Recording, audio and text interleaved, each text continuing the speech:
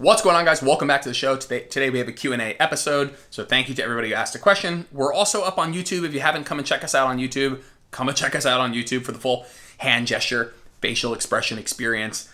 And cool, so let's jump into this episode. We're going to get through as many of these as we can in like 20-30 minutes. We'll see how it goes. First question is from Tranam Gupta, and she asks how to decide when to deload. Full disclosure, I have a full deload podcast. I'll link in the description. Definitely a deep dive. If you're looking for something a little bit more in depth, go check that out. The short answer here would be 2 to 4 main factors. Let's say the first being performance decrement. I mean, if you could keep progressing forever, you would, right? I mean, if you could just keep doing more and more and more without ever deloading, you would. And so the big, huge main red flag that I would say, okay, if this has happened to you, you almost certainly need a deload, would be having consistent performance decrements. So your performance actually going down, regressions.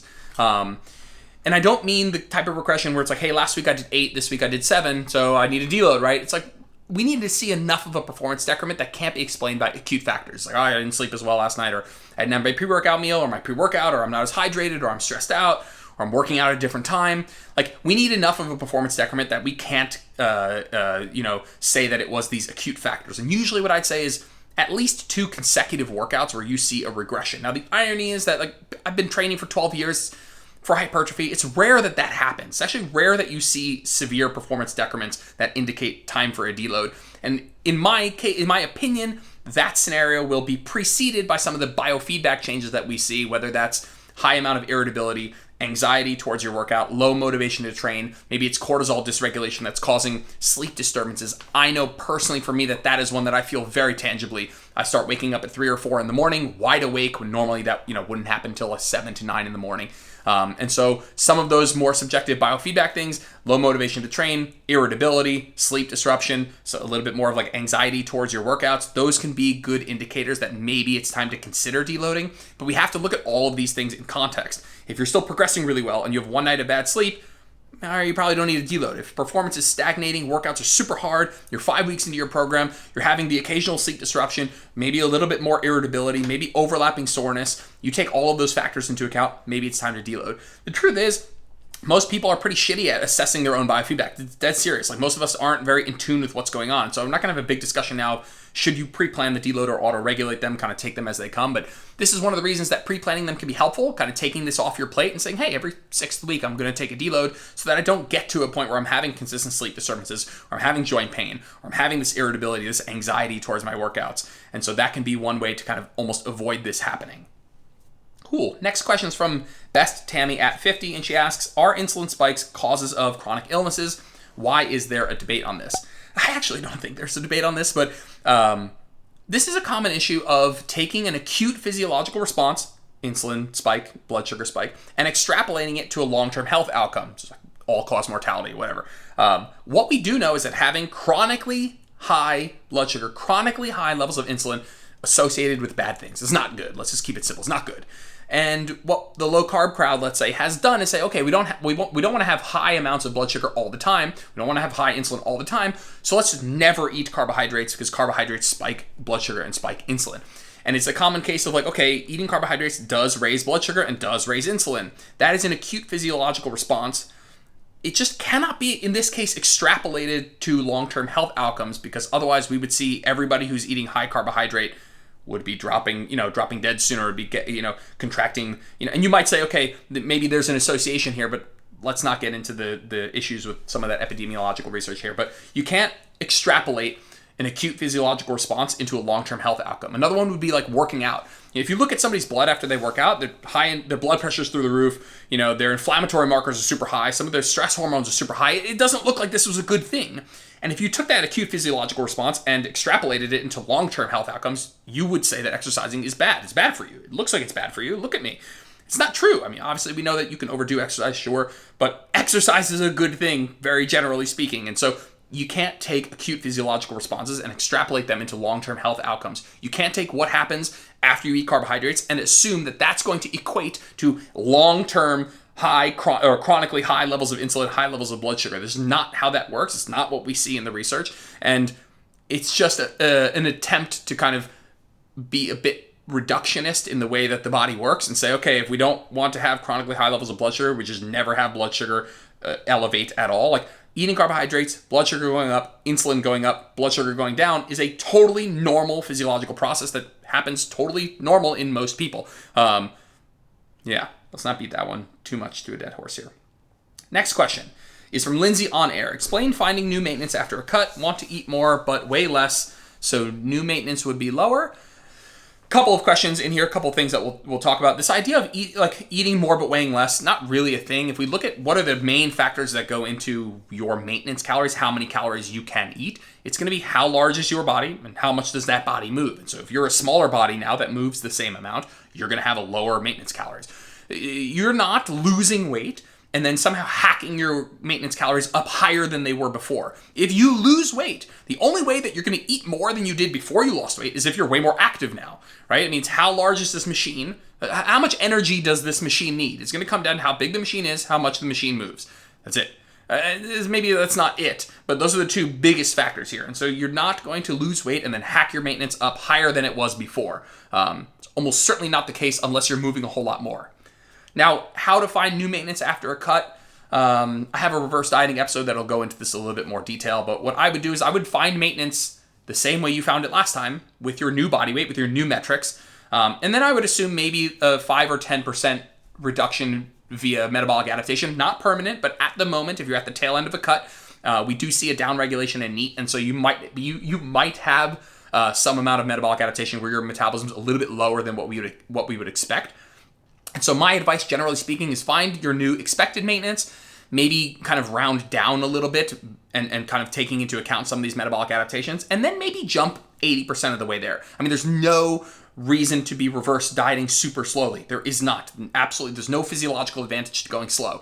Get yourself a big chunk of calories back so that you feel better, so you can get back on the track to getting to maintenance, maintaining weight loss, not staying in a deficit longer than you're supposed to. So calculate your new maintenance, assume a little bit of metabolic adaptation, just round down a little bit, and then jump almost all the way there. And then from there, if you want to go slow and kind of explore, what calorie amount, because again, your expected maintenance that you kind of set out with is still just an educated guess. And so we're not really sure. And so you can go slow from there. Next question is from Run, Pose, Lift. And she asks, realistic fat loss outcomes. We can't all look like bikini competitors, so what to do? First of all, I don't think most people should be aspiring to look like a bikini competitor. I think bikini competitors will tell you that bikini competitors who look like bikini competitors on stage feel like absolute dog shit. And so that pursuit of looking that way, like somebody does on stage, not the thing that I would recommend pursuing. You just don't feel very good. But in any case, I have an overwhelming feeling. This might answer the question, it might not. But immediately when I read this question, I have only one feeling. That your goal is to live a lifestyle you enjoy in a body that you enjoy.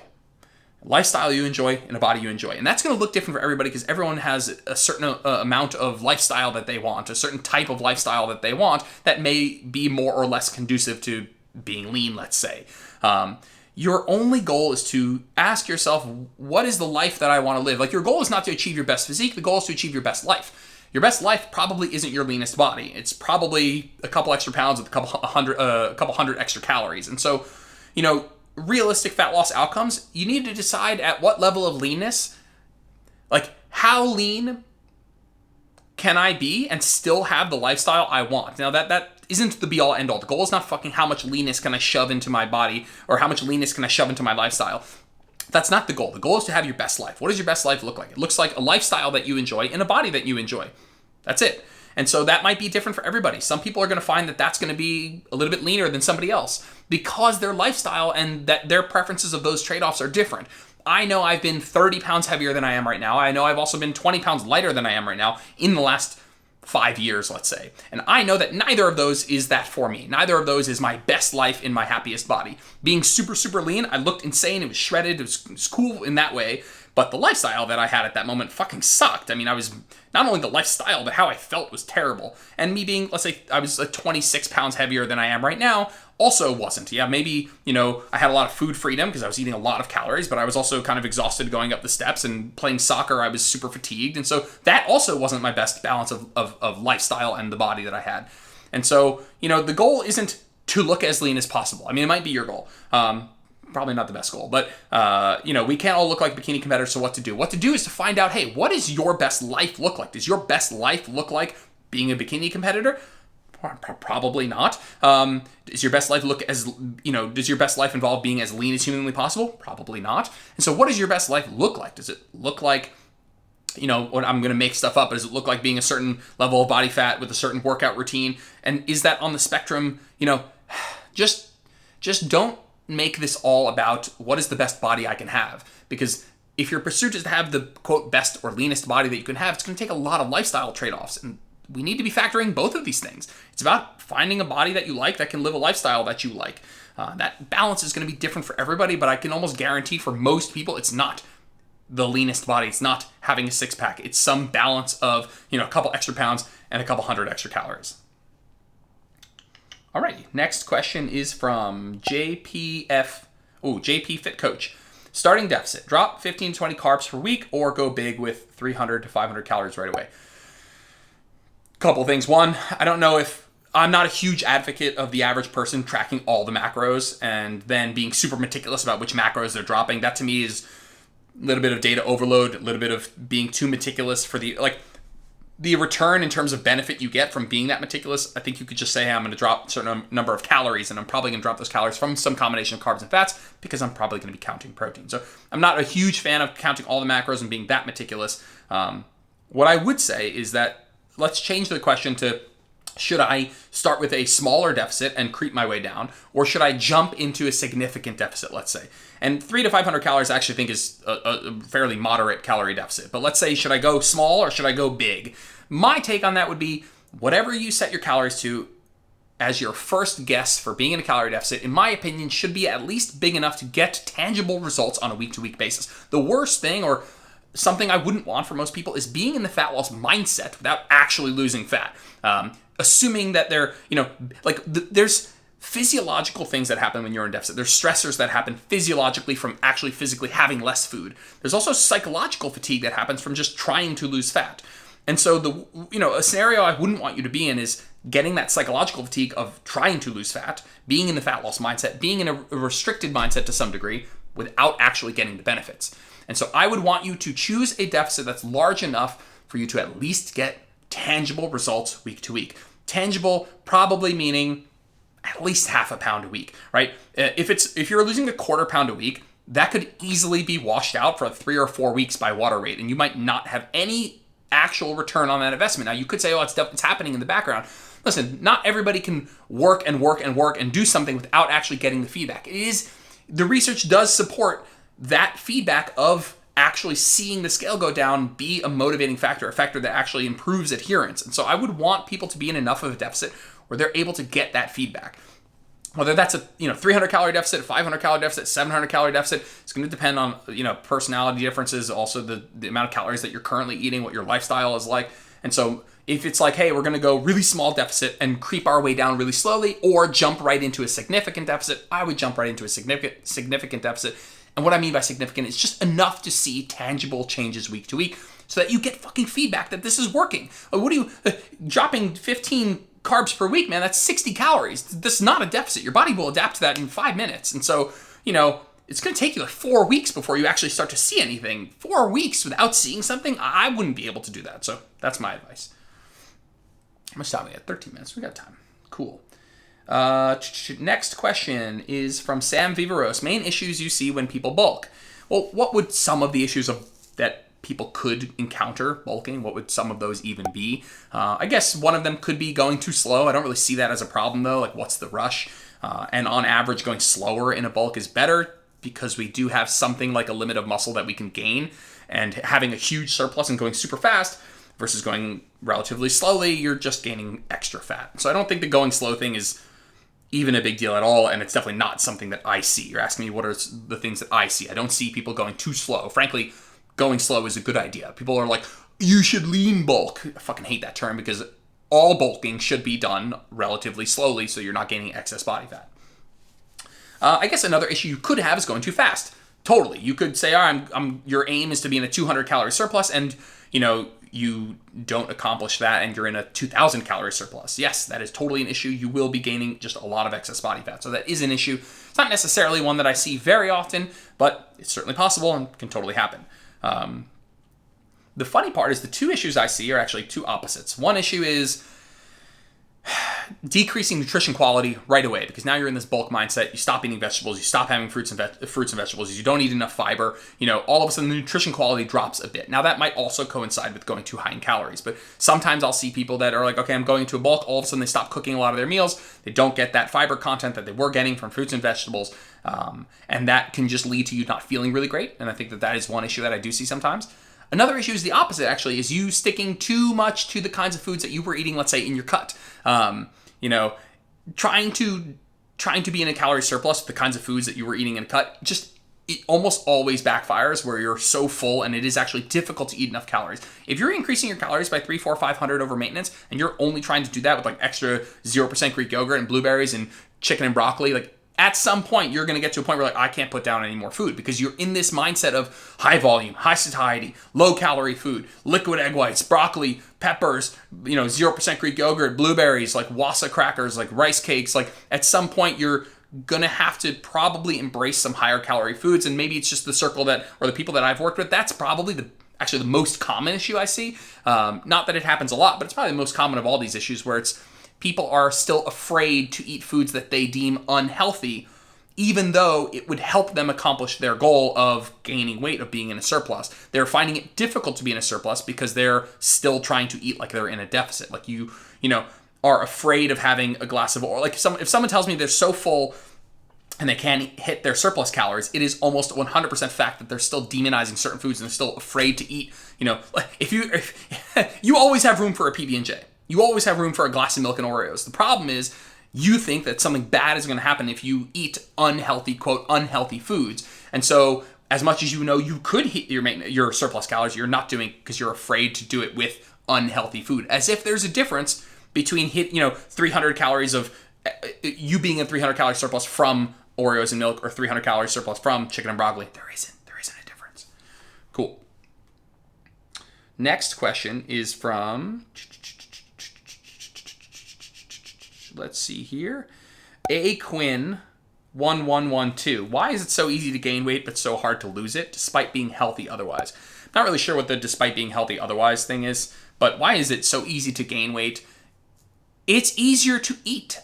It's just like not a super, like the answer to this question. It's easier to gain weight because we live in a food environment where we have really low cost, easily accessible, highly palatable, high calorie, low satiety foods. It's really difficult. It's very easy to eat an extra 1,000 calories, right? It's very easy to eat an extra 1,000 calories. It's very hard to maintain a calorie deficit for a long time. It's very easy to eat more.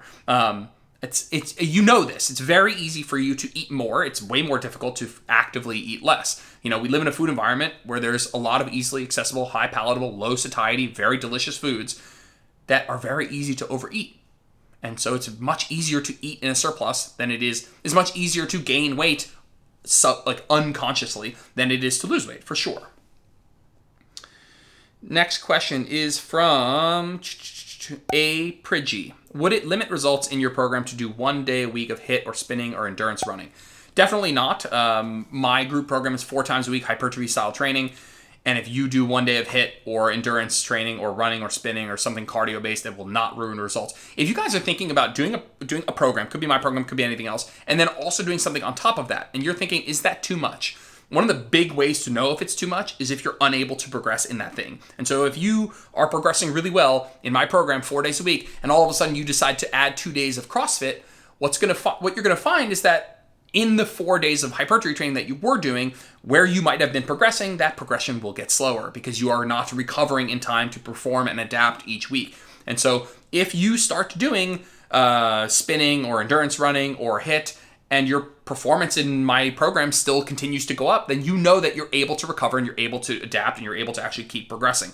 But if you find that you start to incorporate XYZ and it causes your ability to progress in the thing that you actually want to progress in, it starts to inhibit that ability to progress, then you know that it's actually inhibiting your progress.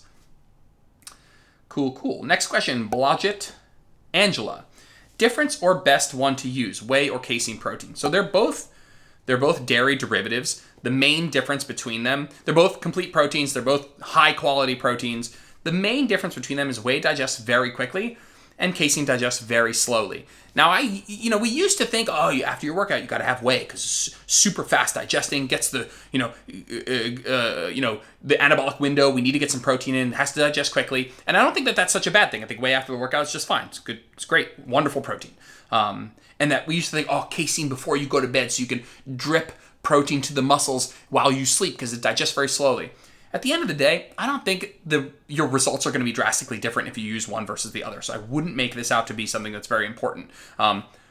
Maybe the biggest difference, in my opinion, between the two is if you find one of them way more satiating than the other. And so you might find that casein's a little bit thicker, it's a little bit grainier, and it can be a little bit more satiating. And I think that is the most meaningful difference. Yes, casein's super slow digesting, whey is super fast digesting. It's fun to talk about, but I don't think it actually has a meaningful effect on your results. What might actually be meaningful is the difference in satiety. You might find whey shakes not satiating. You might find casein way more satiating, and that to me would be meaningful if you're feeling that. Cool, let's do 2 more here. El Breezy, 1909. 45-degree hip extension better than glute bridge or versus glute bridge, whatever.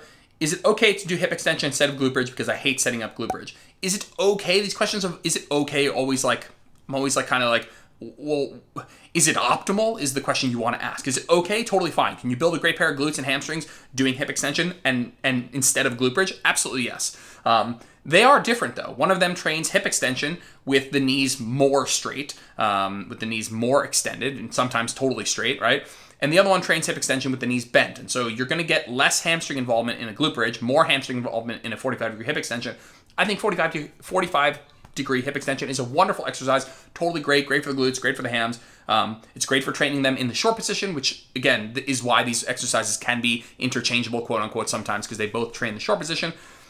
But is it optimal to never do bridges? Probably not, but could you get away with not doing them and instead doing 45-degree hip extension? Absolutely yes. 100% yes. I don't think I have much to add there. I think you could absolutely get away with doing this, but would it be optimal to avoid utilizing a really good exercise? Probably not, no.